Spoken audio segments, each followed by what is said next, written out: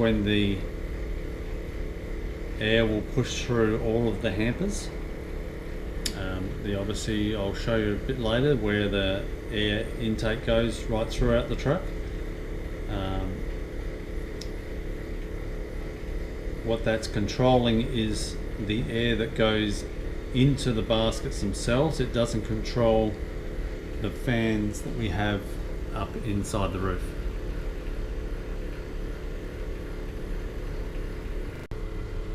Okay, so these are the fans that we have in the roof. Now these are designed to push air down to the floor and surrounding the baskets. They are manually operated. We've got a button that manually operates those. The idea is that just like a fan in your house where you'll just have air pushing over through and out a window. So on the sides of the actual truck itself, there's a number of vents. So the air gets right through. That's around the outside of the truck and at the back of the truck. So the air from these fans gets pushed down over the pigeons and it comes back, the hot air rises and then goes back out through those vents. So that's the idea of the fans. It's not air conditioning, it is just fan forced air. If it was to get extremely hot, we have 5 of these little pop windows that we can push up and let extra air, hot air out of the truck. And I've only had to use them once in the last season. So using the watering system, obviously we have a fairly big tank. We get about 3 trips per tank, so I have to fill the tank up again. We just pressed the pump button on the way out. We've got 2 of those individually. We can use them. Just basic. To water the birds, it's a matter of just turning the handle and watering them up as such. When we actually race, I normally have water in the truck when the birds come on. Once the birds are loaded, I will then go back and fill them up to about this size so they hear and see the water going into them. You'll get a lot more of the birds drinking then. And of course, before we leave, we have the facility in our hall. We can just turn this watering thing back over. It goes down a track on the inside, down this track, goes down the track and then out the bottom of the truck. Now, once we obviously do that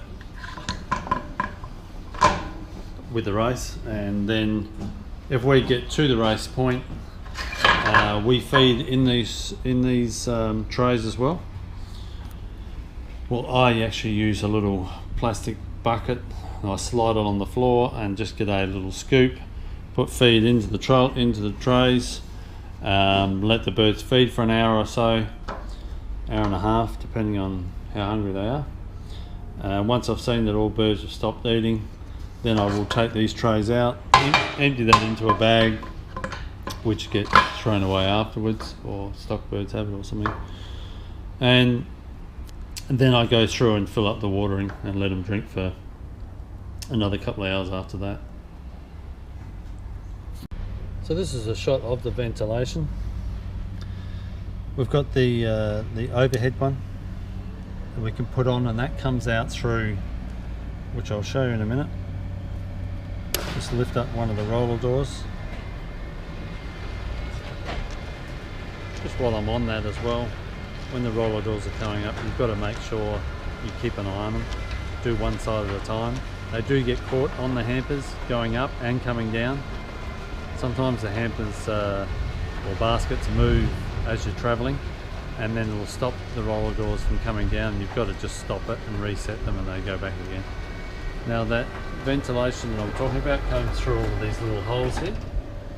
That goes into each basket, and quite often, depending on how warm it is, I have that on overnight. I can leave that on overnight so they've got nice air going through. If it's extremely hot in the actual truck itself, then I would leave the ventilation on as well. The fans as such. Can't see that, but every night we're basketing. I will put both of these on at the start of the night. Now, as birds get loaded on, they're going to feel that air pushing through the truck, and that will stay on. I leave that on. If it's a very cold night, then I would probably turn off just the fans in the roof, those fans there, but I would leave the ventilation going into the baskets. And if it was a really cold night, you wouldn't need either of them on. If it's, it's going to be warm at the race point and we're staying overnight and we're tucked up in our beds, you can leave these fans and ventilation on, however it will flatten the battery. Now, we're lucky enough to have an isolator switch on our truck that stops us from flattening the actual truck battery. The isolator switch is down here, so I just switch that over when we get to the race point so we don't flatten our truck. We've got two big batteries underneath the truck itself, and everything runs off of that rather than running off the truck battery itself. That's our water tank. Not sure that the clear one was the best one to have, but I can tell when there's water in it, when there's not. I would like a drain tap on the bottom, which we don't have at the moment. So this is our spot we have for our generator. So if we need to generate power for, say, lights inside the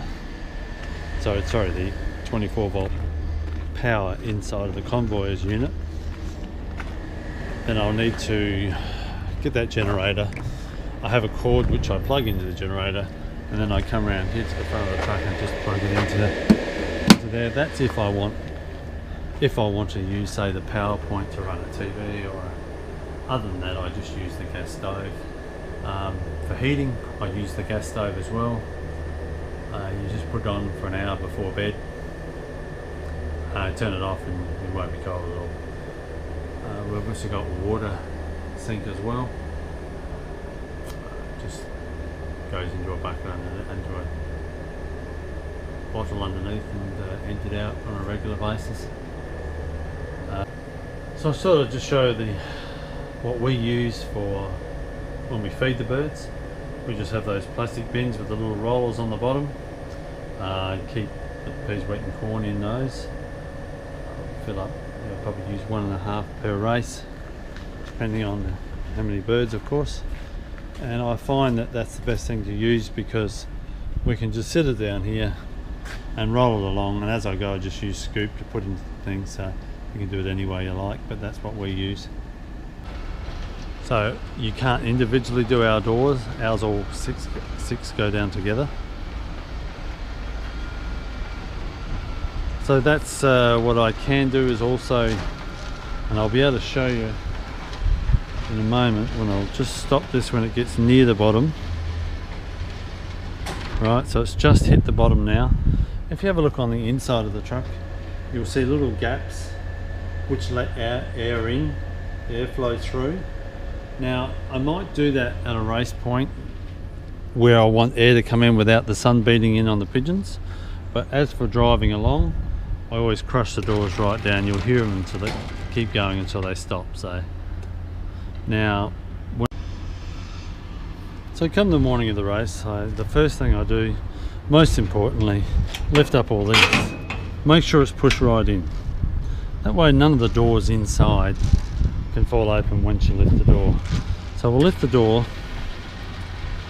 go through, and we've got all 6 of those. You put all 6 pegs through.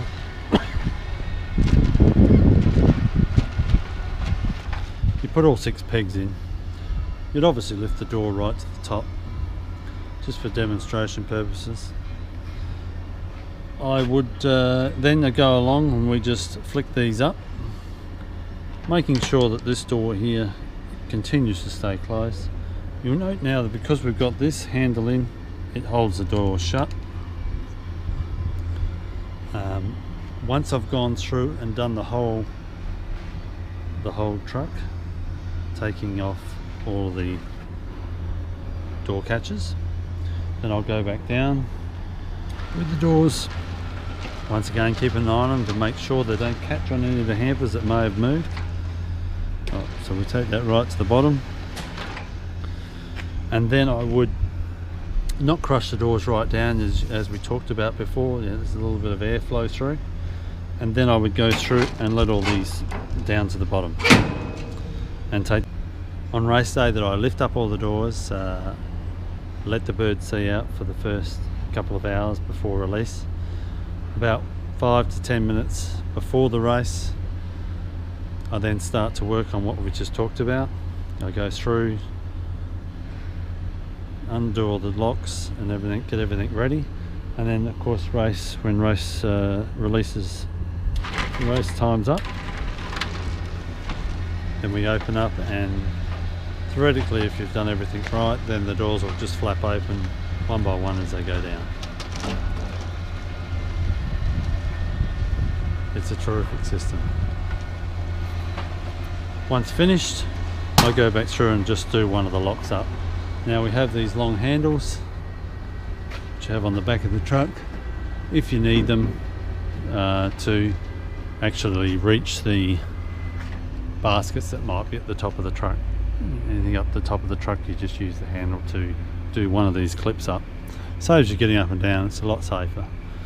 Now if you flatten your battery and you don't have the ability to open the doors, you can do them manually with this yellow handled pole that we have, and it goes up into that slot at the top, which is just a manual override, but it does take a lot of spinning, so you'd be whining for a long time to get them, but at least you could get the birds out. We did find with our truck that we had to go along and put a little silicon bead along the bottom of our truck here, because wheat was getting dropped in there, or wheat or peas or whatever it be, and growing. So that was just one extra thing we had to do. Other than that, the truck's been fantastic, so it's really easy to clean.